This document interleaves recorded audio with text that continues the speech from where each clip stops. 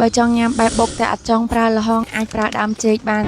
តែដើមចេកនេះមិនដើមចេកធម្មតាទេជាដើមចេកគ្រាប់បកសបកខាងទាំងអស់ទុកតែបដូរសកាត់កង់ប្រវែង3ថ្នាំងដៃបន្ទាប់មកចិត្តបដៅដូចក្នុងវីដេអូនឹងអញ្ចឹងណាចំណែកបន្លែប្លុកផ្សេងទៀតយើងអាចដាក់តាមចំណូលចិត្តបានមានការ៉ុតសណ្តែកគួរប៉េងប៉ោះស្ពៃក្តោប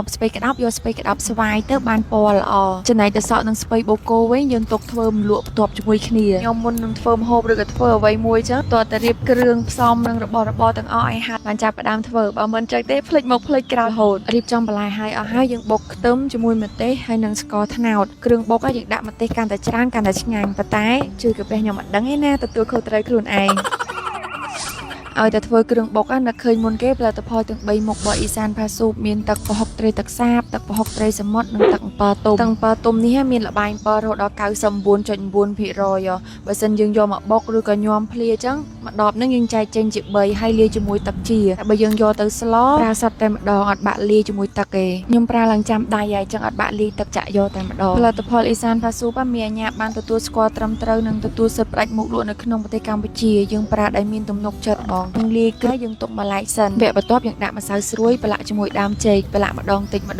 ហើយដាក់ខ្លាញ់ឲ្យក្តៅដាក់អំពងរហូតដល់ឡើងជើងក្រងអំពងឆ្អិនហើយតែអត់ស្រួយកុំទាន់ភ័យតើតាដើមចេកនឹងឡើងត្រជាក់បានចាប់ផ្ដើមស្រួយ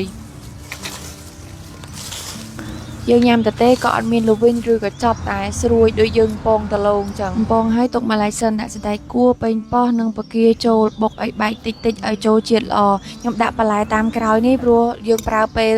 ពងដើមចេកយូរដែរល្អចឹងបើសិនជាយើងដាក់មុនវារីកអត់ឆ្ងាញ់ចំណែកបន្លែផ្សេងទៀតនឹងដើមចេកពងយើងរៀបដាក់ថាឲ្យស្អាតមកហើយចាំចាក់គ្រឿងបុកដែលយើងមានតឹងម៉ានមិញចូលពីលើដាក់អញ្ចឹងទៅដើមចេកពងយើងនៅស្រួយល្អពេលយើងហូបទៅច្រឹបពេញមាត់ឆ្ងាញ់មែនតើផលិតផលអ៊ីសានផាស៊ូបដែលខ្ញុំយកមកប្រើធ្វើទឹកបុកនេះបងប្អូនអាចរកទិញបាននៅតាមផ្សារទំនើបឬក៏ម៉ាតតូចធំជាច្រើនក្នុងប្រទេសកម្ពុជាយើងឬក៏ទិញនៅផ្សារជាតិមុងដែលទើបបើកថ្មីហ្នឹងមានការបញ្ចូលម្លាយពេញមួយខែហ្មងចាប់ពី 20% ទៅ 30% ឬក៏កំងទិញតាមអនឡាញនៅក្នុង page ជា Meet It ឬក៏ Meet It Store ក៏បានដែរទិញ3ដប free ការដឹកជញ្ជូនឲ្យយើងដល់ផ្ទះហ្មងឥឡូវនេះបុកដើមចេកពងរបស់យើងហើយធ្វើតាមរបៀបខ្ញុំណាទាំងបន្លែហើយនិងគ្រឿងទាំងអស់គឺនៅស្រស់ល្អហើយញ៉ាំទៅច្រឹបឆ្ងាញ់ពេញមាត់ហ្មងតនេអាចសាកធ្វើញ៉ាំបានបងប្អូនឆ្ងាញ់ណាស់តោះឥឡូវមកភ្លក់ជាមួយខ្ញុំទាំងអស់គ្នា